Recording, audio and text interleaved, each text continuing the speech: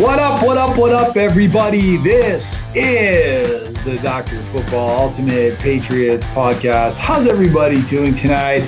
My name is Dr. Dennis Tian. I am your host. We are talking Patriots. We are talking NFL.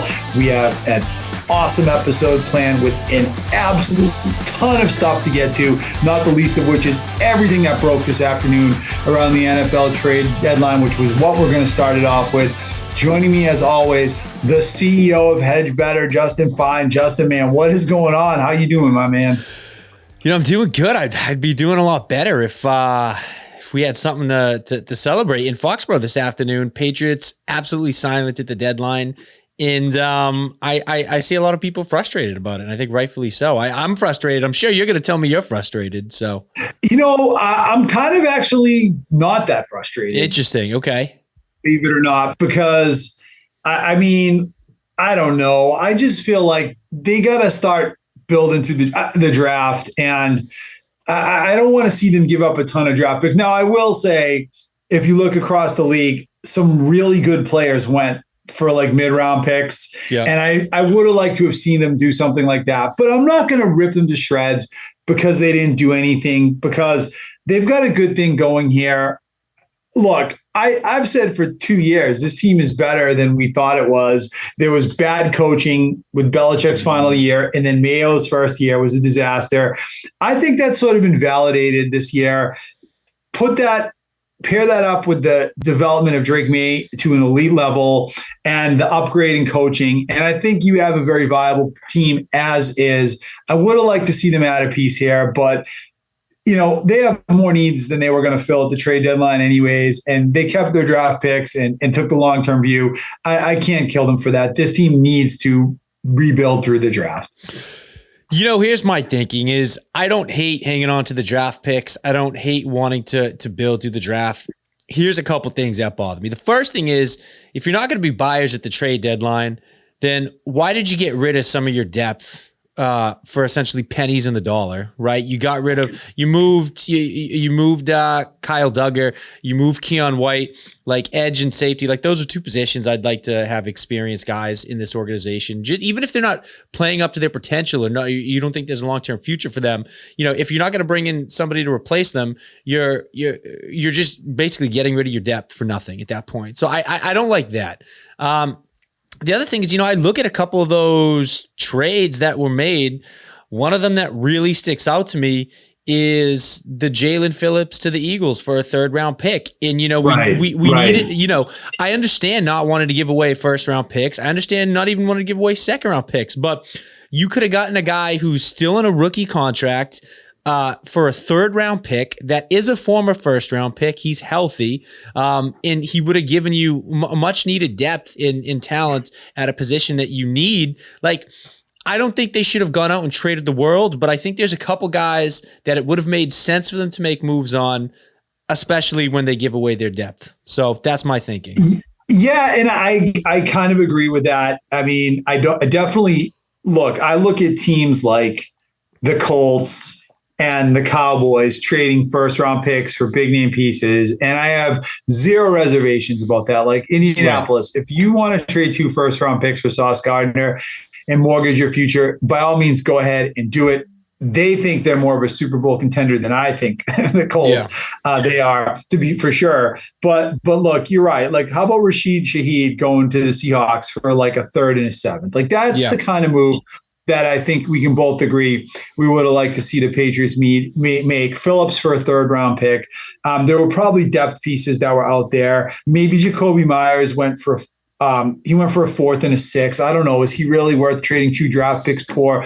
I don't know. But I mean, I agree with you. It would have been nice if they brought in a depth piece, but I'm not going to rip them to shreds over it at the end of the day, because they have so many needs. It's like they weren't going to fill them all anyways. Yeah, I think the people that are, you know, throwing a little fit right now, I think it's a little bit of an overreaction. But, you know, I do agree that I think there were some good deals out there that could have been had.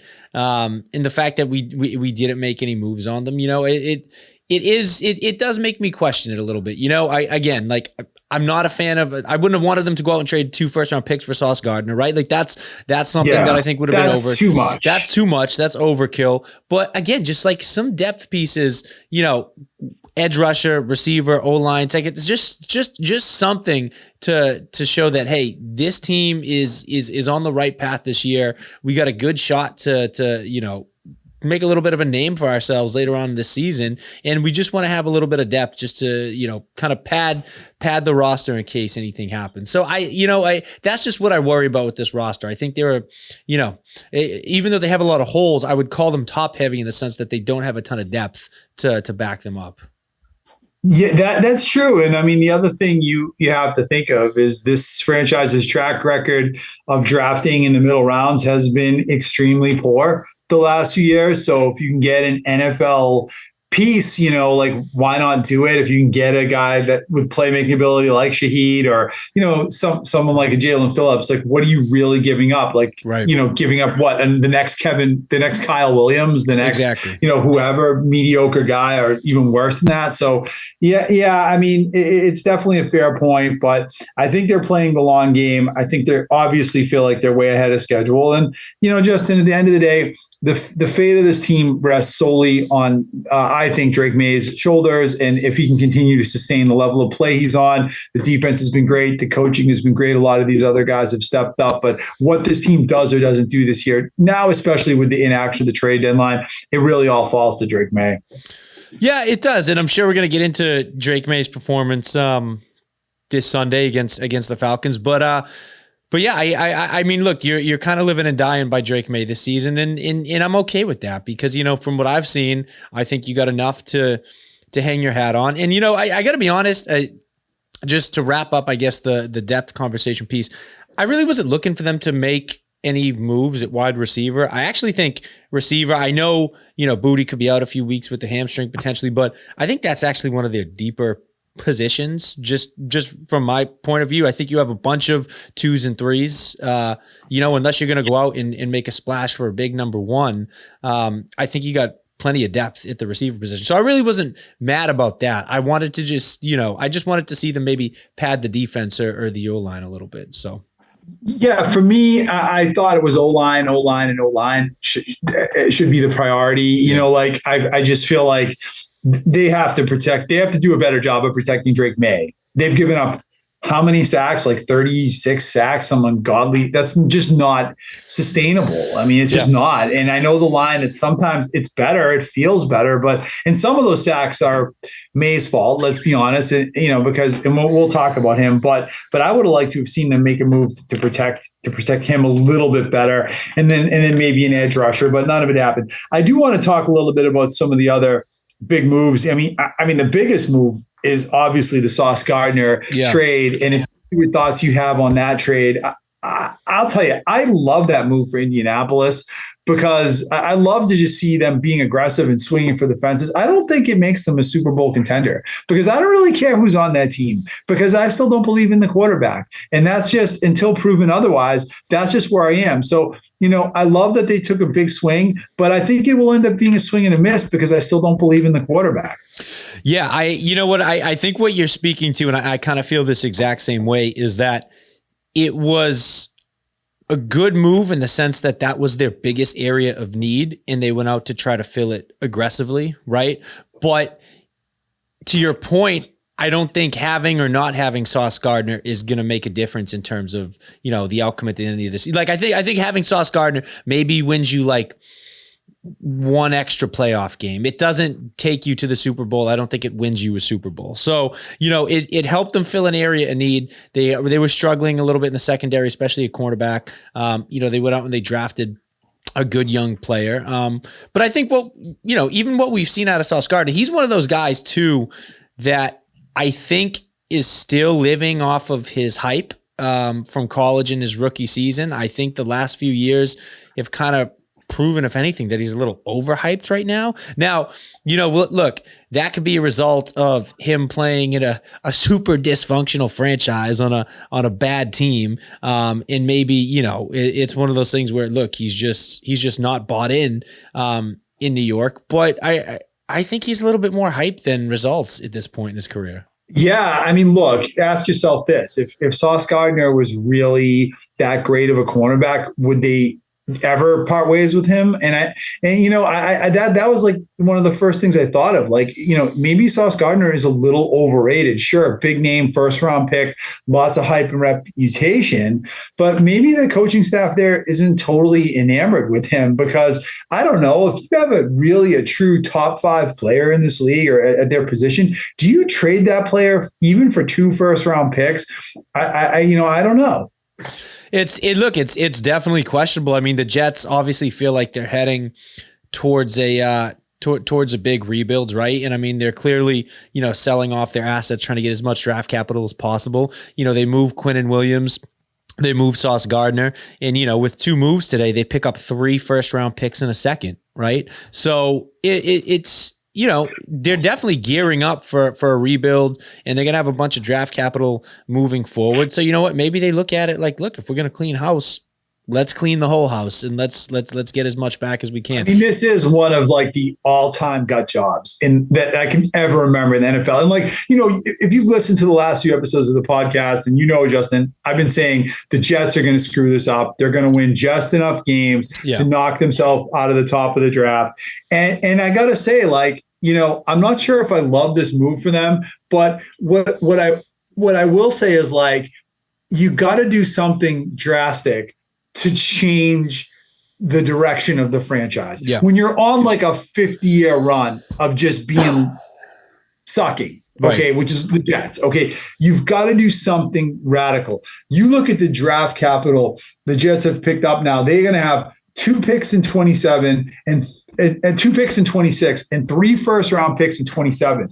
That's radical. That's the kind of thing that now they might blow the picks because they're the Jets. Right. And I don't know if there is a true franchise number 1 or top 3 type quarterback. I mean, this was supposed to be a great year for quarterbacks coming out this year. Now it looks like it might not be that great because all these hyped guys, Arch Manning, Nussmeier, the kid in South Carolina, they all kind of had bad seasons. And so now there's no clear consensus number 1 quarterback. I think, the kid from Indiana is probably the top rated guy right now, but the Jets are going to have a lot of draft capital to rebuild. And frankly, that's what they need to do. Something radical to change the direction of that franchise. So, hey, I'm not saying I love it, but I'm saying I love that they're shaking it up. Yeah, I like that they're shaking up too. The one name that I'm very interested, actually somebody I would have, been interested in the Patriots getting in on for the right price, of course, but just in general, I'm surprised they didn't wind up moving him, is Breece Hall. Breece Hall, one of the better running backs in the league. I believe this is the last year of his rookie contract. From everything we've seen, I don't think the Jets are going to re-sign him. I thought they would try to move him and get something for him. Right. I think rumor was they wanted a 3rd round pick, which I'm sure they never would have traded with the Patriots, but that would have been good move for the Pats. Yeah, Patriots definitely should have been in on Breece for a 3rd round pick. But yeah, that was the guy that I thought was the front runner for the Jets to move today, and they wound up moving Williams and Gardner. So I didn't really see that. Surprised they didn't move Breece. But either way, like you said, they shook things up. They got a bunch of draft capital moving forward. So. The other thing I thought of, with their sell-off, they also traded Quinnen Williams, who's probably one of the best interior defensive linemen in the league, trading the Sauce Gardner. I mean, Todd, what's his name there? Aaron Glenn must be pretty secure in his job to do what they did today. This is clearly a situation where I'm like, okay, the coach must believe he's at least going to get another year or 2 to fix this mess because they gave up a lot today for the future. Yeah, they did. I mean, look, even if the Jets wanted to screw this up, it's going to be very difficult now because their roster is just totally gutted. You know what I mean? So I mean, look, like you said, Glenn's got to feel pretty scared. Either that, or maybe management just told him, "Hey, you're already done at the end of this season. We're gutting it regardless." You know what I mean? So, maybe he even had no role in something. Exactly. Whether you win 1 more game or 6 more games, there's something new is coming in here in 2026. So, but one thing's for sure, the Jets are on their way to a historically bad season, even by Jet standards. Yep. So, it's 100%. So, okay. So let's talk a little bit. We haven't really talked about the game from Sunday against the Falcons. Definitely more of a challenge for this Patriots team. There's a whole bunch to get into. Before we even get into the actual game, can we just talk a little about Clapgate? Because I feel like I got to say, as a season ticket holder, okay, of years and decades, really, at this point, like, can we just give a shout out to the 12th man for that? Because, like, I feel like that's not being said by enough people. Like, it was loud in there, and the guy snapped the ball when he shouldn't have. That's home field advantage. Okay. Yeah. And at the end of the day, like, that was, the Patriots were on their way to losing that game. The Falcons had crossed midfield. The Pats had a 1-point lead. There was about 2 minutes left in the game. And the Falcons were like a first down or two away from being able to kick a field goal. Right. That's home field advantage. That mistake, that penalty, because of the noise in the stadium, I always felt the Pats have had a good home field advantage at Gillette, but I will say, since they've built that clubhouse with a lighthouse in it, it holds in noise even more than it did before. And I think it was a factor. So shout out to the 12th man. Yeah, I mean, obviously that plays played a big role. And I agree. I think we were looking at a very different result at the end of that game if that play didn't happen. I got to be honest, the whole Clapgate thing, it's, you could just miss me with that. I'm very, you know what I mean? I'm just like, look, it's the Falcons. It's a team that is just notorious for shooting themselves in the foot. It's a loud environment. If anything was done, it wasn't intentional. Like, I'm not even saying that there might have not have been a clap or two. I think I've heard some people say that Jalen Hawkins was clapping, but like, look, I don't think it was anything super intentional or schemed up by like the coaching staff, like I've heard some people suggest. Well, Justin, I sit in the lower bowl. I'm 30 rows off the field, and my watch had it at 110 decibels at that point in the game. So, the guy just couldn't hear. The center just screwed up. He screwed up the silent count. There was nothing nefarious happened. Exactly. So, I know people love their scandals when it comes to this team and making mountains out of molehills, but yeah, I'm over and done with that. So yeah, I don't even want to. 10,000%. Yeah. And credit to the Falcons coach. Raheem Morris for saying what he said at his press conference today, and basically just owning that, he kind of created this and he shouldn't have done that. And there really was nothing like that going on. Yeah, no, good for him, honestly. All right. Well, let's talk a little about the actual game. And this was going to be my kickoff take. We've been talking for 15 minutes, but I think that, Justin, look, you could spin this game. There was a lot to like, a lot not to like about this game.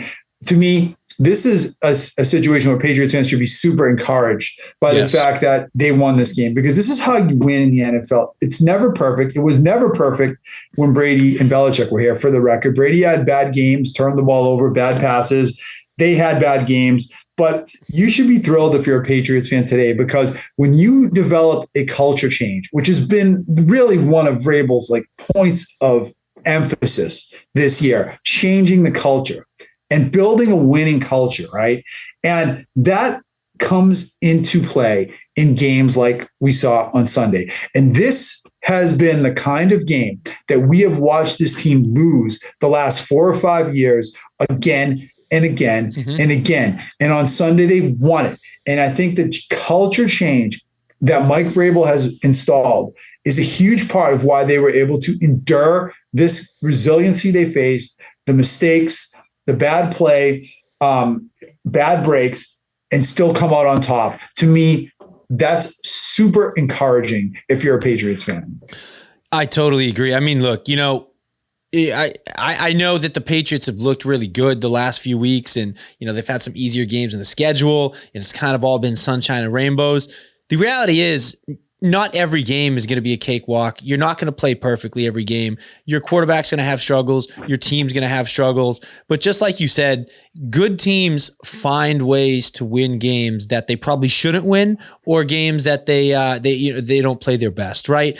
And that's what the Patriots did. I mean, look, I'd rather win a game that was ugly, that I know we made mistakes and didn't play well, than lose a game where the team played great. And they just get bested. You know what I mean? So I'm very okay with that. Like you said, it is encouraging because you still went out.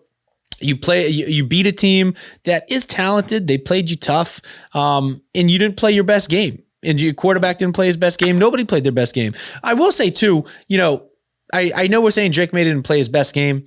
He still had 2 touchdowns, 260 yards. You know what I mean? So it's like, look, if we're going to consider that a bad game from Drake Maye, I'll take that. You know what I mean? Yeah, sign me up if that's his bad game. Exactly. Sign me up, 100%. Yeah. I mean one thing for sure, the Falcons are a better team than the Browns, the teams, the Titans, the Saints. Like the Falcons are a much better team. They're inconsistent, but we've seen them go out and play really good games and really bad games, frankly. But they are certainly much more talented. So obviously. And they have a very talented defense too. Right. I believe they were one of the top 5 defenses going into that game. And they're very good against the pass. So you have to give the opponent a little bit of the credit for why it didn't look quite so easy on Sunday. Yeah, I mean, 100%. We've said that you never know what type of game you're going to get out of the Falcons. Are they going to come in and compete and be tough?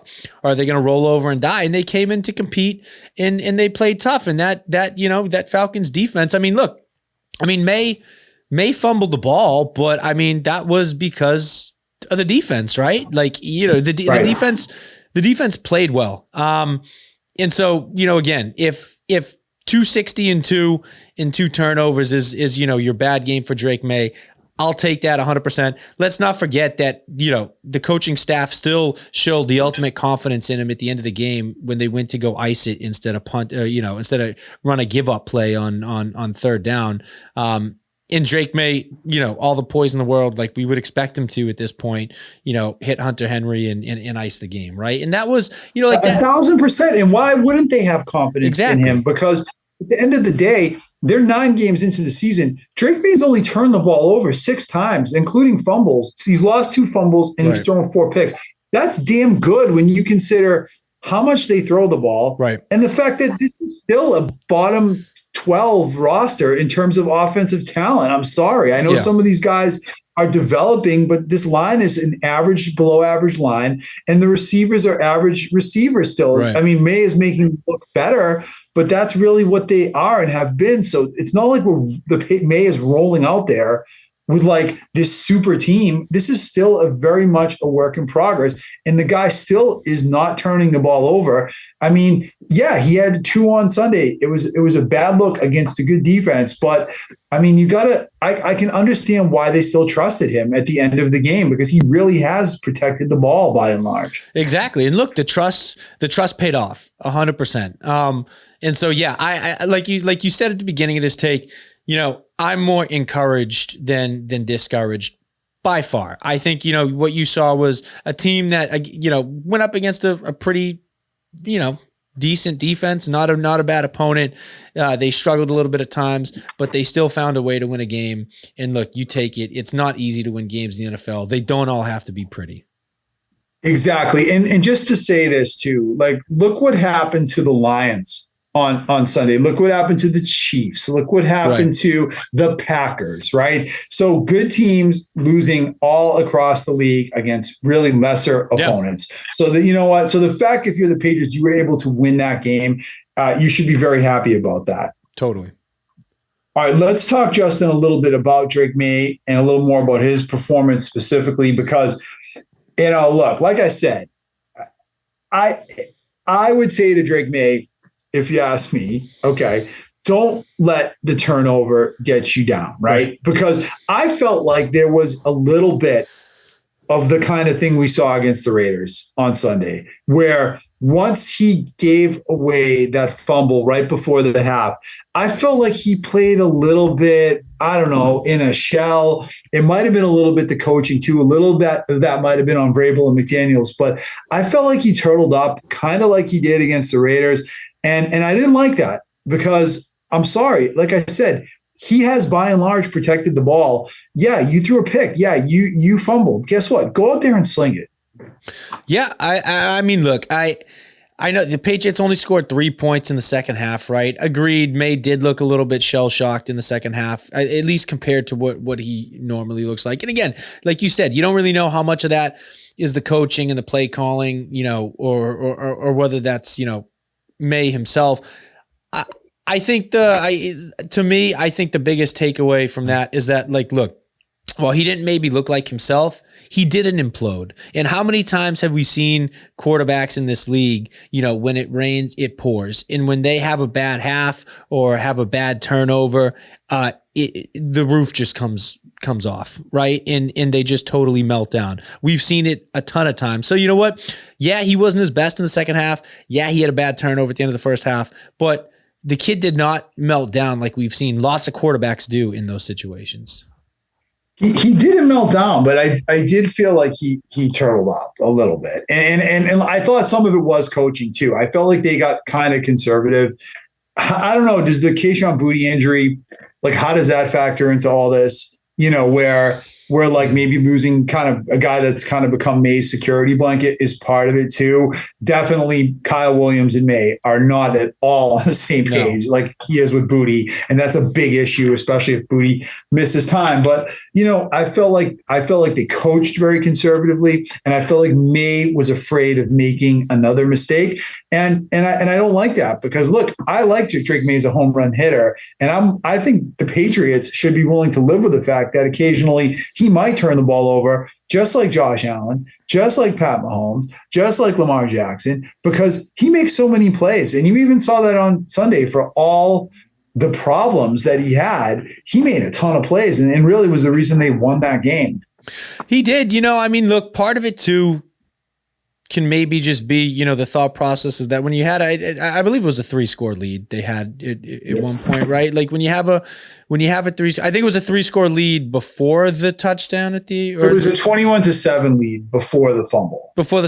Okay. So, you got a 2-score lead, to that point, the Falcons offense had struggled against your defense.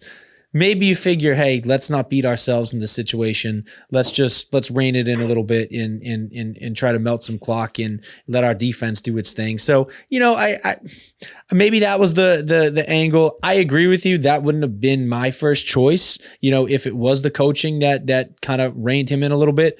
But again, with that being said, you know what? Look, it could have been worse. Like I guess that after the last couple of years of the Patriots and seeing what they've gone through at times, that's just my philosophy with this team, is that even when it's not perfect, or even if it's not good, it could be worse. And so that's kind of how I look at that second half. It wasn't great, but it could have been worse.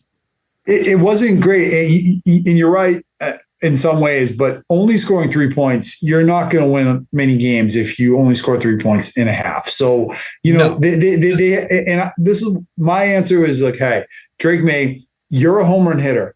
Just because you went out there and struck out in your first 4 at bats, don't let that stop you from going out there and swinging for the fences in your 5th. Because I've seen enough from him to know that he's going to hit enough home runs to justify a few strikeouts, if you will. Yeah. And just because he made a bad play, and it was a bad play, and let's face it, like he still tries to do too much out there, and he's got to clean that up at some point. That's definitely his weakness. Like the 36 sacks or whatever they've given up, those aren't all on the offensive line. But I don't think this is like a Caleb Williams thing where he just doesn't read the field well. In fact, quite the opposite. I think he reads the field terrific, but I do think he holds on to the ball and tries to do too much, and I think that burns him sometimes still. Yeah. I mean, look, I don't disagree with that, but you know what? Again, I bring everything back to what you said at the beginning. 3 points in the second half. Your quarterback didn't play his best game. You had a couple turnovers. You got sloppy, and you still found a way to win the game. And again, that's the encouraging part to me. Yeah, 1,000%. And Patriots fans should be super encouraged. Let's talk a little bit about the running back situation, Justin. I almost texted you before the game because, like, I was like going into that game, I'm like, why do I feel better about Terrell Jennings getting carries versus Ramondre Stevenson. Yep. Because even though we know Stevenson is a good back, we also know that he's going to make a turnover now and then. I think it's pretty well established. I thought Terrell Jennings looked really good. I thought he made a couple nice runs. I think he got a little more than I would have expected on a few plays. I was pretty pleased with Jennings, and I think the Patriots should not be afraid of giving him, a good chunk of the workload moving forward. Yeah, I agree 100%. I actually, I was very pleasantly surprised with Terrell Jennings. He played well. I think the situation that you're in as the Patriots, it almost forces your hand, right? You have, you don't have a ton of depth at running back. Antonio Gibson's out for the year. Your number one guy is now battling a toe injury on top of having bad fumbling issues that date back years, right? Your second guy is somebody who is, for all intents and purposes, underwhelming in terms of what the expectations versus the reality is so far this season. So, your hand is almost forced to take Terrell Jennings and see what you got in him. And I want them to do that because they kind of need to. You know what I mean? If Ramondre Stevenson, is going to inevitably fumble the ball again, and if he's dealing with an injury, and if TreVeyon Henderson is not playing up to what we all thought he would be, I don't want to just settle for that. I'm okay with them being aggressive and seeing what they have in somebody else. Yeah, and I think that's my take home from Sunday is if Ramondre Stevenson starts coughing up the ball again, I'm 1,000% comfortable, and the Patriots should be, with giving a lot of workload to Terrell Jennings. I don't think it's going to be a huge loss, frankly. I know Patriots fans look at Ramondre Stevenson like he's Walter Payton, and he's not. I mean, he's a good back with a big fumbling problem. Yes. And I think Terrell Jennings looked like he was a pretty solid, viable back. I don't think the loss would be that great if Stevenson coughs the ball up 3 times in a row or something, and you need someone else to go to. I think they have someone else to go to now. I think they do too. And not to mention Henderson too. Yes. And look, and I know it was a different era, so to speak, but for 2+ decades here in New England, one of the things that we did arguably better than anybody else in the league was find guys who were either late round picks or undrafted free agents, and we would bring them in and we would make them household names. And we did that multiple times, right? And so I'm not afraid of taking a guy who might be lesser known or who didn't have the draft capital, wasn't highly scouted, and bringing them in and giving them a chance to prove themselves. I think we did that for so long here. We did it extremely well. And I think it's something that we should still be trying to do, especially when you kind of need to, because you don't have a ton right now above them in the depth chart. But I also think a lot of what you're describing, that whole thing of bringing in these kind of mediocre guys and plugging them in, a lot of that comes down to 2 things. One is if you have an elite franchise quarterback, he elevates. And Drake May is elevating these guys, and you're already seeing it. And then coaching and putting guys in the right position. And you're seeing that. The coaching has been, by and large, exceptional. Right. And Vrabel is getting so much more from players that Mayo and frankly even Belichick, were not able to get anything from some of these players. And Vrabel and McDaniels are getting a lot from some of these guys now. So that's going to make these mediocre fringe guys elevate and look better. Yeah, 100%. And also too, TreVeyon Henderson did an ooh and ah on Sunday, but I don't think he looked bad. No, he looked good. Yeah. He looked solid. Yeah, he looked solid. So, you know what? I'm how I feel about Ramondre Stevenson, right? It's no secret. I'm very okay with the Patriots over the next couple games, depending on the extent of his injury, rolling with Henderson and Jennings and seeing if Henderson can round into that preseason form that we saw, which looked like potentially a superstar running back, and seeing if Jennings can be a really good number 2. I thought on Sunday that you saw a little hint of that explosiveness from TreVeyon Henderson for the first time. Yep. And I just to say, I said this a few weeks ago, James White looked really bad for the first 12, 13 games of his career. Yeah. And then it kind of like the light went off and he got it. And then all of a sudden he was explosive. Right. He looked like he didn't belong in the league at the start of his rookie year. And you might be seeing something similar with Henderson. Maybe he's just catching up to the speed of the game. But for the first time this year, you saw, I thought, some elusiveness and explosiveness from TreVeyon Henderson. And I thought that's a big thing too, because that is something they will need. Exactly. Yeah. No, I totally agree. TreVeyon Henderson looked pretty good. And, you know, I was looking at his stats heading into this game, right? And I truly do believe that, like, in order to evaluate a running back, like, you know, he's got to have an opportunity. And in my mind, an opportunity is 15 or more touches in a game. He hadn't gotten that up until this point. So, you know, give the kid a chance, see what he can do, and see if that helps kickstart him into gear. And like you said, I think you saw a little bit of that this week without Ramondre Stevenson. So I'm going to be very curious to see. You know, I don't know exactly what the Stevenson injury is. Is he expected to miss multiple games? I think it's still unclear right now. I was going to say, I haven't heard, but I'd totally be okay with Stevenson sitting out another week and seeing what you can get out of TreVeyon and Jennings against Tampa Bay. And it'll be a very good indicator too, because Tampa Bay, one of the better run defenses in the league dating back the last few years. So I think it'll be a good test for those two guys. 100%. Let's talk, Justin, a little bit about the Falcons and that Falcons team. And I can tell you who I was impressed with and who I wasn't that impressed with. So I'll start with who I wasn't impressed with. And that was Michael Penix Jr. And I know he threw 3 touchdowns, but I felt like he was very erratic. And I felt like some of his throws were just like errant. And he threw a lot of wobbly balls and just like really ducks. And sometimes, to his credit, he threw also a few really nice passes and dimes, but it was not consistent at all. And I'm sitting there and I'm watching this game and I'm thinking 2 things. One is, if you could ever get Drake London, okay, what would that look like? Right. Because he's a way better passer than Michael Penix is and way more talented. And number 2 is, of the same ilk, our young quarterback is just so much better than their young quarterback. Yeah. And you know, I like Penix. I liked him coming out, but I don't think I don't think his ceiling is quite what May's ceiling is. No, not at all. Penix to me is, I think Penix is destined at some point to be like a journeyman backup. I just don't see him as like a franchise quarterback in this league. I think he's got talent. I think, you know, he'd be a guy that you could bring in for a start here or there. I think he could have a long career in the NFL and a successful career, right. But I just don't see that being, you know, a start as a starting quarterback for a contender.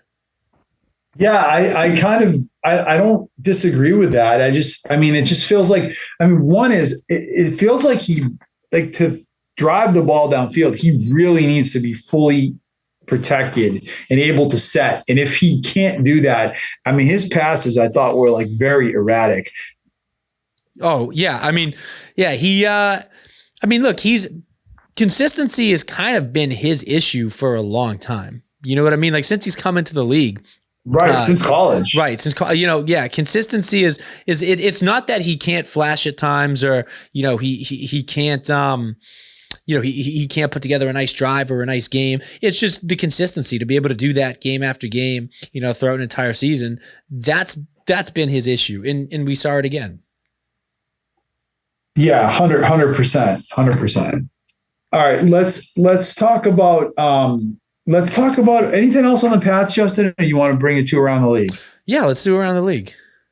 All right, let's go. So I'm not gonna go to the Belichick minute today, but I will say he got his first win. So a real win against a real team. So good for him. So let's just get right into victory laps in medicine. You got anything you want to take around the league? Victory lap, medicine, anything? Victory lap or medicine? You know, I feel like I'm kind of I feel like I'm kind of neutral this week on both the victory laps and the medicine. Is anything that sticks out to you? I got a couple, man. I got a couple victory laps. Like, honestly, number one, my first victory lap is I'm taking a victory lap again on the Seattle Seahawks, because I've been saying since week, like really the beginning of the season, that this team is right up there with all the best teams in the league. And people need to start thinking about the Seattle team as a top 5 team. The defense is great. The quarterback play is great. The explosiveness is there. They have one of the best wide receivers in the league that everyone seems to forget about in Jackson Smith-Njigba. Yeah. So that Seattle team is going to be a factor. And I'm telling you, like this Sam Darnold thing, and I know the Vikings won on Sunday, but the way this guy is playing, it could be just an absolute epic mistake that the Vikings let this guy walk away for nothing. Yeah, I mean, that Seahawks team, you know, as much credit as Sam Darnold deserves, you know, I think you just got to talk about that team from top to bottom, and they're very complete right now. I mean, you know, you're getting good play out of their weapons. JSN, you know, emerging as one of the best receivers in the league this year. You know, you guys, even some of their rookies, like that Torrey Horton kid, 5th round pick, coming out with 2 touchdowns, coming into his own this year. I mean, the defense looks elite. The defense looks like a top 5 defensive unit in the NFL. So, I mean, you know, Sam Darnold's playing very well, but that entire team is good. And so I think I think they're the real deal. The question is going to be, just like the question was last year, just like the question I think is kind of always been with Sam Darnold, is he going to be able to do that in the big moments when the spotlight's on him? So, You know what, like regular season Sam Darnold to me is one thing. If the Seahawks finish with, you know, 11, 12, 13 wins and they get a good seed in the playoffs, you know, what's going to happen? Is he going to be able to stand and deliver, or is he going to turtle like he did last year after, you know, the Vikings were 14-3 and entered the playoffs and fair, but I think we need to get away from this mentality that just because if the guy doesn't win a Super Bowl, that he's a loser or a total failure. Like, I really don't like that mentality. I mean, for me, yes, he can't be one and done. Sam Darnold cannot be one and done 2 years in a row with the team he's had around him. But if he wins a game or two and makes a little run in the postseason, then I think that it's okay for him to not win the Super Bowl. And I would say that, you know, like people need to respect the player he has become, you know, as long as he doesn't totally fall apart in the postseason. And that's exactly my thing. I just want to make that clear. I'm not saying he needs to win a Super Bowl to justify himself. I just want to see in a big moment him not fall apart and wet himself. Right. You know what I mean? 100%. That's and he kind of did last year, right? Like exactly. If he had won a game or two in the postseason, you know, who knows? Maybe he's still in Minnesota. Exactly. So yeah, that's my thinking. All right, let's the other victory lap I'm going to take, just this isn't so much a seasonal victory lap, but just about a pick from last week. My pick of the week last week was the Steelers. I love the Steelers against the Colts. You know, and we kind of touched on this earlier, but you saw 5 turnovers, 6 turnovers from the Colts on Sunday. I think Jones threw at least 3 picks, something like that. Yeah. Hey, look, my first question from this game is, are we not giving the Steelers enough respect? And that includes me, because I've sort of dismissed them. I mean, but right now, I mean, going into Sunday, the Baltimore Ravens were 2-5, 3-5 after the game Thursday night, and they were the favorite to win the AFC North. They were the favorite at 3-5, while the Steelers are like a game or two above 500. Yeah. And I think that's a huge slap in the face to the Pittsburgh Steelers. We're not taking the Steelers seriously for whatever reason. Yeah, I think with the Steelers, it's like, look, I think we're just waiting for something to fall apart, right? We're waiting for, like, I don't know, whether it's, you know, somewhat like, you look at that defense, like they're good, but they, you know, some of their key guys have had a history of getting injured, right? I'm like waiting for TJ Watt to be out for the season. I'm waiting for like Aaron Rodgers to become disinterested. Like I'm like waiting for the other shoe to drop with them. Almost kind of like how I think people are waiting for the other shoe to drop in Indianapolis, right? So, you know, I think people are just having a hard time wrapping their mind around the fact that the Steelers are, you know, a legit team. They're a good team. And I think they do deserve a little bit more respect. But yeah, I mean, look. Is it the quarterback, Justin? Is that why no one believes in the Steelers? Is it just that people don't believe in Aaron Rodgers anymore? It has to be. I think it's the aging defense. I mean, I don't know. I think it's part of it. I think that's part of it. I think, look, up until that game against Indy the other day, they've had one of the more disappointing and weaker defenses, at least statistically, in the NFL this season. So I think there's just a lot. I think there's just a lot of maybe what people consider to be like false promises in Pittsburgh, but they're winning games. They're what, 6-3 right now? 5-3, 6-3. Yes, they are 5-3. 5-3. Okay, yeah, because I think they had a bye. So yeah, they're 5-3. They're winning their division right now. So you know what? Look, I think until proven otherwise, they have a 2-game lead on their division. Yeah. And they're still the underdog in that same division at the halfway point of the season with a full 2-game lead. Yeah. So people don't respect that Pittsburgh team clearly. And it's, I mean, look, I'll tell you right now, the reason I know the Ravens odds to win that division is because I've been looking at it because I was thinking of taking it, but I decided not to because they're favored, which is insane to me, right? I was thinking I would get plus odds, but like I myself, my point is, did not respect Pittsburgh's that they're going to win that division. I too believe in the Ravens, and I still, Justin, if you're asking me today, I'm still picking the Ravens in that division in the AFC North. But I just think, look, people are totally dismissing Pittsburgh. They are. Well, look, this is obviously two different situations, but it's a similar underlying principle. I mean, a week or two ago, the Chiefs weren't even in the playoffs, and they were the odds-on favorite to win the Super Bowl. Right. And you look at, and so I know that Lamar and the Ravens aren't Mahomes and the Chiefs, but it's the same type of thing where talent speaks volumes. And that Ravens team, for all intents and purposes, is very talented, right? And so I think people, in some ways, they're very talented, but in other ways, they're very deficient on the defensive side of the ball. But it's the belief in the quarterback, that drives these things. Like you said, the Chiefs. I mean, the Chiefs are a flawed team. They are a flawed team with probably as many holes as the Patriots. But everyone believes in Patrick Mahomes. Right. Everyone believes in Lamar Jackson. Nobody believes in Aaron Rodgers. Right. That's why the Ravens are favored. Right. But I mean, look, and I know the defense has been one of the worst defenses in the NFL.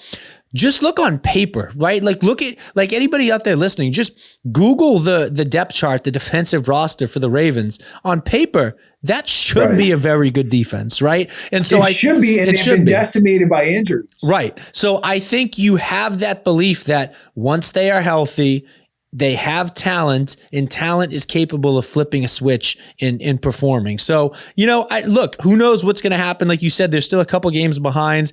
They looked good the other night against the Dolphins. Gun to my head, I think I still take the Ravens to come on strong and win this division. I still take the Ravens. And don't forget, they still have 2 games together. Exactly. 2 games to play. So, and that's going to be a huge thing. Secondly, all right, so let's move to I think one of the other huge stories in the league this week, which is the injury to Jayden Daniels and really the absolute collapse of the Washington Commanders from last year to this year. Something that I think both kind of predicted really from way back in the summer. Yep. Look, I will say, and I'm not surprised the Commanders aren't as good this year.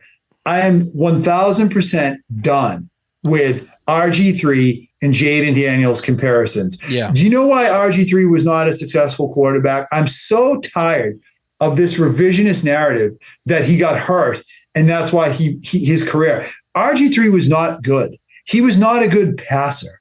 He was not talented. He was a one-trick pony, and like Mac Jones, frankly. Yeah. Okay. And once defense is caught up to what he could and couldn't do, that's why his career fell apart. It wasn't his hamstring injury or whatever he had after his rookie year. It was the fact that RG3 wasn't that good.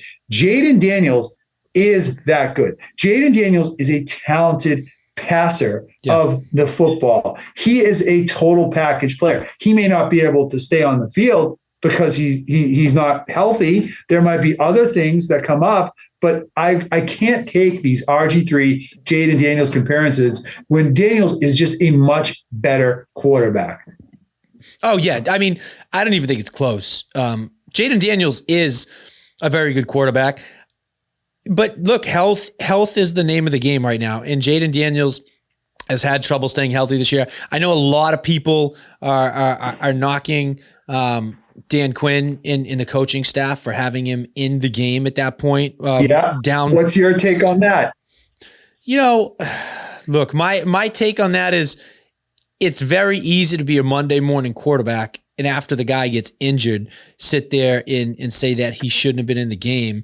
But, I get it. Statistically, the game's over, with that little time left in the game. But do you ever, I don't know, do you want to wave the white flag like that? Do you want to just give up with 8 minutes almost left in the game? Like, it's not like it was a couple minutes left. I mean, you had more than half of the quarter to play. Right. Like, that's kind of my take is you don't just give up like that.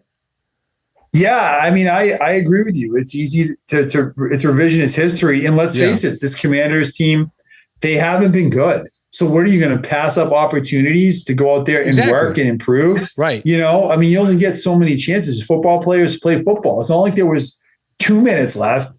That would be different. I mean, the thing about Daniels being injury prone, that's a real thing.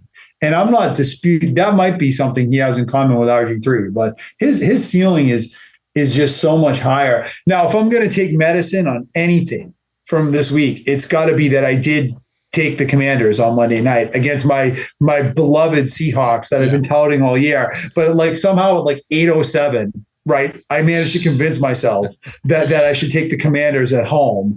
And that was just an absolute thrashing of a loss, no doubt. That was as one-sided and ass-kicking as you will ever see in the NFL in the first half of that game. So I can take medicine on that play. But you know what? That kind of speaks to what we had said about the Commanders, even going back to last season, which is the fact that they didn't really have much of a defense, right? And they didn't do a ton to address the defense in the offseason. They brought in I think they brought in Von Miller or something like that, who's he's 36 years old, something like that. Yeah. And the best players in that defense it's like a 37-year-old Bobby Wagner. And it's like, they just didn't have much talent. So it's like, you know what, look, Jaden Daniels is good. But that defense has been bad dating back to last year. So I think we just saw that playing out. They don't have much talent on that side of the ball. Yeah, 1,000%. And Marcus Lattimore tore his ACL potentially on Sunday nights too. Yeah. So that's another big blow to them. So it's just not Huge the Commanders' year. No. Yeah. All right. Let's talk about the Monday night game quickly before we wrap it up last night. Interesting, I think, for a couple reasons. One is the Cardinals may be better with Jacoby Brissett than Kyler Murray. In fact, the news that broke right before we started recording is that the Cardinals are going to start Jacoby Brissett over Kyler Murray. So you look at that, there are some bad quarterback contracts out there. Like we talked about when some of these were signed, if you go back and remember, Brock Purdy, Kyler Murray, Tua Tagovailoa, Trevor Lawrence, a couple of these teams, Trevor Lawrence, there's 4 situations. These teams are all stuck. They're stuck with these guys. The Cardinals are stuck with Kyler Murray, and he might not be better than a 32-year-old journeyman. 100%. Kyler Murray. I mean, look, Kyler Murray, the knock on him for the last couple of years has just been his commitment to football, right? All the jokes about, him playing worse when new Call of Duties and stuff come out. You know what I mean? But there's truth to that, right? The one thing that I do think is very interesting, if we want to bring this back to the Patriots, is how much does it speak to the fact that the Patriots were such a dumpster fire last year that Jacoby Brissett looked like he should just retire and pack it up and call it a day. And now he goes out there with the Cardinals, who aren't even I would consider a good team, but good enough. And he goes out there in the last couple of weeks, he throws a couple touchdowns. He looks pretty good. He wins a game. It speaks volumes to how bad the Patriots were last year. And the fact that Jacoby Brissett is still a decent backup quarterback. So it's It speaks volumes. It speaks volumes. You know, Jacoby Brissett goes out there. He wins the game last night. By the way, side note about the game last night, which is super annoying. I'm sure I don't know. I'm sure you might have regular cable, but I know myself and a lot of people out there use YouTube TV. I don't know if you've heard what's going on with YouTube TV.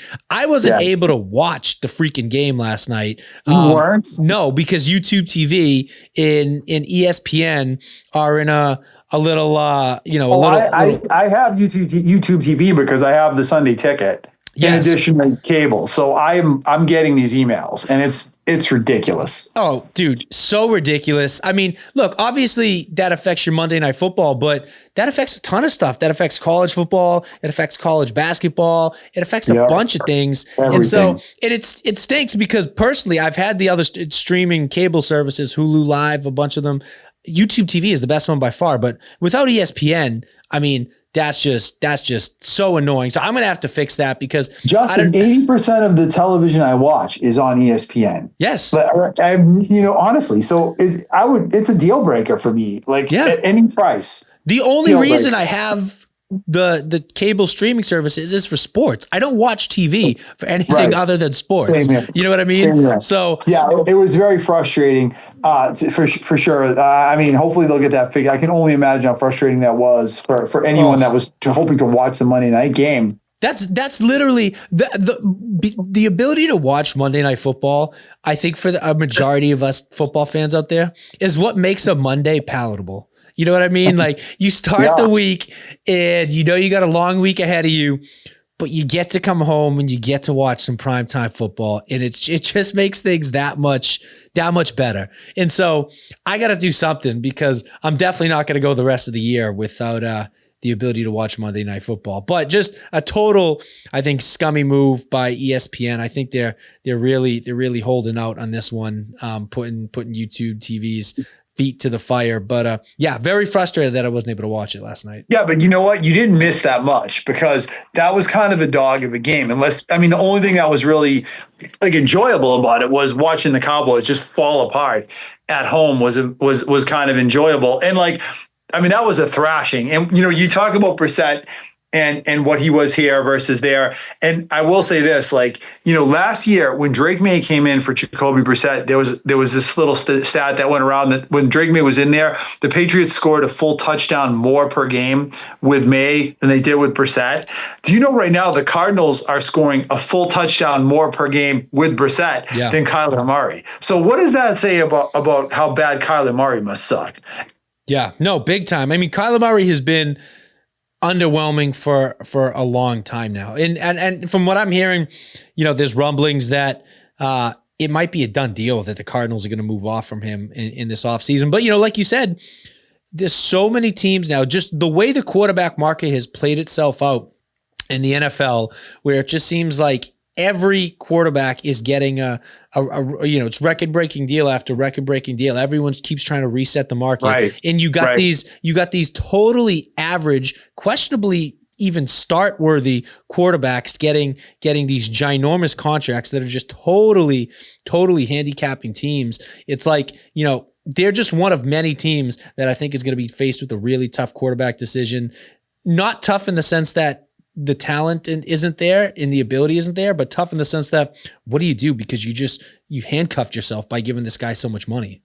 Well, that's just it. And what value did any of these guys have when there's 4 or 5 of them that are going to be circulating out on the market, right? Yeah. You know what I mean? You're going to have 4 or 5 teams this offseason that are legitimately looking to dump bad quarterback contracts with huge amounts of guaranteed money. Yeah. And I think that is going to make it, first of all, a buyer's market, but it's also going to make it very likely that maybe a lot of these guys can't be moved, unless you want to cut them and take 100. I think the cap hit for Tua Tagovailoa next year is something like $100 million if the Dolphins cut him. That's insane, right? It's like you're clearly a team.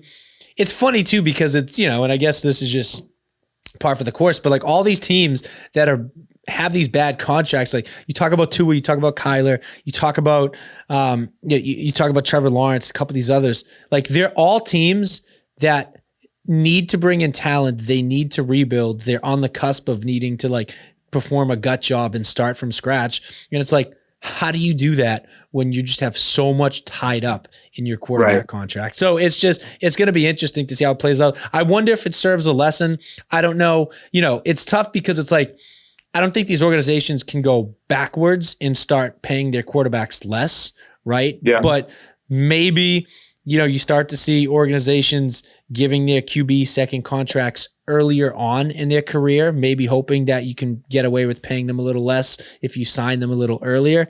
I don't know, but something's got to happen because I just don't think it's feasible. And Justin, let's face it, the Pats are well on their way to being one of these teams. I mean, they're going to have to pay Drake May a ton of money. Right. And he has a level of talent and upside that, frankly, none of these guys probably really have.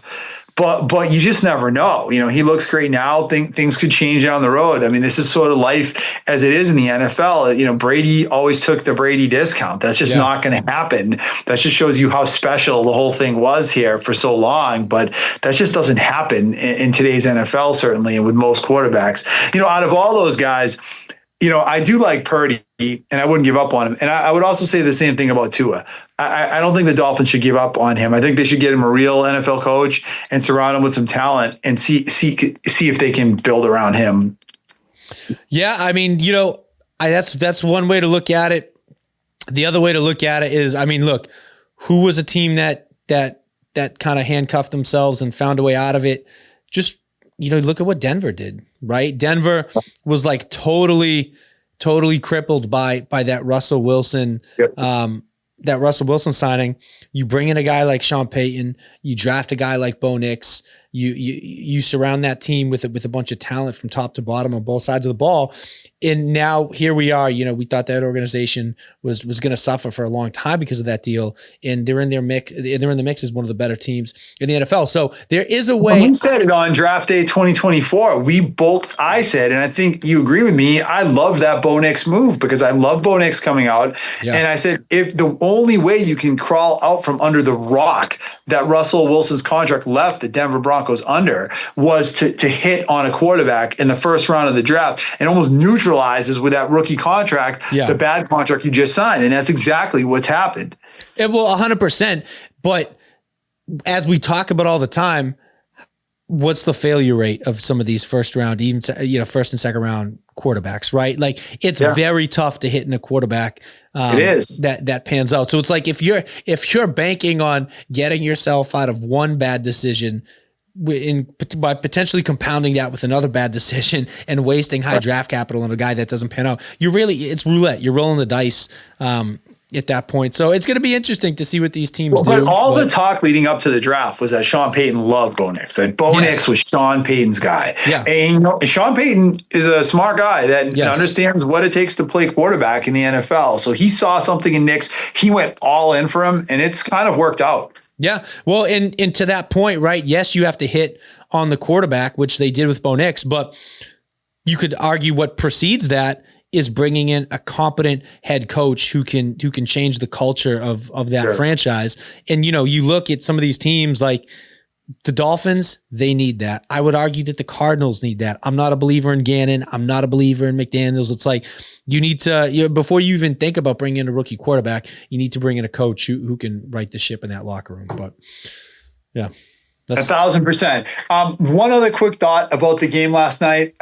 Did you see on Marvin Harrison's touchdown, Deron Bland fall backwards on his ass trying to cover him? Or maybe you didn't because you didn't watch it. I was going to say, no, I didn't see it, but I did. They paid that guy 4 years, $92 million in August. That was some of the worst defensive back play I've ever seen in my life. A half-ass attempt that resulted in Deron Bland, almost $100 million cornerback, falling backwards on his bottom, and Marvin Harrison catching a touchdown with no one within 10 yards of him. Yeah, no, I didn't see it, but I had gotten a notification for a highlight of it. They actually made it sound like Marvin Harrison made a really good move. I don't know if you would agree with that or if Deron Bland it was a great move, but I still expect better effort from a $100 million cornerback for sure. Yeah, exactly. And then, just to talk briefly about the Cowboys before we move on to the next one, like I mean, look, I thought their season was over after last night. I guess their management feels differently with the trade deadline move. I mean, bringing in Quinn and Williams, that is the kind of move that the Cowboys desperately need, because their biggest weakness for years has been they're losing at the line of scrimmage on both sides of the ball. So I like for them that they're trying to do that, but I'm surprised that they made an aggressive move like that as a 3-5 team and really being kind of almost. I mean, I think they're out of it at this point, 3-5-1. Well, you know what? They not only they bring in Quinn Williams, they brought in Logan Wilson, the middle linebacker from Cincy, who's pretty good. That's right. So you know, maybe that I've heard a lot of people say that they're one of the best offenses in the league, and maybe they look at it and they say, hey, if we can just fix things on defense, we can turn it around. We can sneak in the playoffs as a wild card team. So it's just funny because I definitely weren't expecting the Cowboys to be buyers at the deadline. But yeah, apparently they think the offense is good enough that if they switch around a couple pieces on defense, maybe it makes all the difference. Who knows? And let's not forget who the GM is there either. Yeah. Jerry Jones. Yeah. Does he know what he's doing? I don't know. Does he really? I mean, you'd have to probably say no at this point. Yeah, so right. All right. And then last thing we're going to talk about before we wrap it up, we got to mention this Bills-Chiefs game on Sunday, the game of the year, right at midseason. I'm sitting there watching this game trying to figure out who I should be rooting for. So that's how I want to start this off for us. Who are you rooting for in this Bills-Chiefs game on Sunday? I was rooting for the Chiefs, and I'll tell you why. Look, even though the Chiefs are now, I believe, 5-4, they're going to be in the playoffs. It is just a total fallacy. It is wishful thinking to think that the Chiefs are going to miss the playoffs. They might not win the AFC West, but they're going to find their way in with a wild card spot. For me, it was all about the Bills dropping another game and giving the Patriots that much more of a cushion in the AFC East. So I was rooting for the Chiefs. Yeah, I agree with that 100%. Now, I will say the thought of the Chiefs falling to 5-4 was appealing to me too, because I feel like, hey, if somehow the Chiefs don't make the playoffs, then that super wide open AFC just got even more wide open, right? I mean, who do you fear if you're the Patriots and the Chiefs are out? Right. You know, maybe the Ravens, you already beat the Bills, you know, you can go toe to toe with them. You know, it really just opens up the whole conference. So, and that's ultimately what happened. But my thinking is, look, you got to get the division win before anything else if you're the Patriots. So I was rooting for the Chiefs for most of the game. Yeah, and the Bills, I mean, give them credit. They really stymied Patrick Mahomes. That might have been the worst I've ever seen Mahomes look. Well, you know what? Look, I saw a stat before the game, and after the game, it's the Bills are. I think Josh Allen is like 5-0 versus Mahomes in the regular season, and I think 0-4 or 0-5 against him in the playoffs, something like that. So, so look, I mean, that's fine and dandy. You know, the Bills beat him in the regular season again. The Chiefs still own them in the playoffs. And I know what you're saying. It's appealing thinking of the Chiefs as 5-4, thinking of them missing the playoffs. But can you see a world where the Chiefs don't at least squeak their way into a wild card? It would be very difficult, I feel. Not in this conference. Right. Not in this conference right now. Because if the season ended today, the Chiefs would be out of the playoffs. They currently hold the 8th seed. Yeah. And I don't know, some of the teams ahead of them, the Steelers that have the 4 right now, the Jaguars aren't making the playoffs. No. The Jaguars are not a playoff team. They will find a way to screw that up. 100%. So, and the Ravens are the 10th seed right now. I think they still win that AFC North. I think the Steelers will either probably be right on the outside looking in. I think the Chiefs will sneak into the playoffs. Yes, exactly. So yeah, I wanted the Bills to drop a game. But you know what? Look, it is what it is. And at the end of the day, the Patriots are still they control their own destiny at this point. They're ahead of the Bills. They're in a really good spot. I mean, the Patriots are what, a half a game from being the 1 seed in the AFC? They are tied. Tied for the 1 seed. They lose on tiebreakers. Yeah, exactly. Yeah, I think Indy still has a tiebreaker over them, right? Yes. Okay. Yeah. So, I mean, the Patriots still control their own destiny. You hate to be in a situation where you're saying you need other teams to lose in order for yourself to be successful. I'd like to think that the Patriots, can can take control of their own fate. But yeah, that was kind of my hope. I wanted to see the Bills drop a game. Yeah, 1,000%. All right, man. You got any more thoughts before we wrap up this episode of the Dr. Football Ultimate Patriots podcast? No, I think that's it. But it's going to be an exciting game next week. Should talk about that probably yeah, before we wrap it up, right? Yeah, Buccaneers, for sure. Pats. What do you think, Justin? You know, I've been going back and forth about this. I think the Bucs. I think this is going to be one of those games that I think it's going to be close. I think it's going to be a tough game. I would have to take the Bucs right now, but I feel a lot better about this game now than I did a couple weeks ago. I'll say that. I think the Patriots have a legitimate shot to go into Tampa Bay and win. I think the Bucs will trounce the Patriots this week. And I don't mean like a total rout, but I'm thinking this is going to be like a 10 point plus win for Tampa Bay. I just have a feeling, I don't know, the Pats are due for an L. It's a tough place to go. You're going down south. It's going to be hot.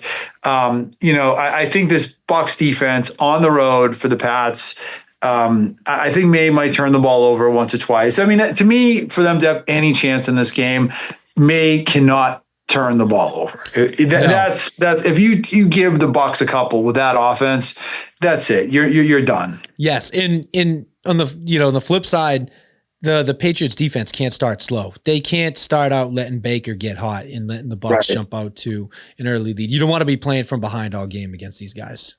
1,000%, Justin. 1,000%. All right. Well, let's all want to thank everyone that watches or listened to this episode of the Dr. Football Ultimate Patriots Pod. Find us on Facebook. Find us on YouTube for our latest content. Enjoy this episode. Hope you enjoyed this episode. Enjoy this week ahead, and we will catch you next week with another episode. Be good, everyone. Be healthy. Be well. Be safe.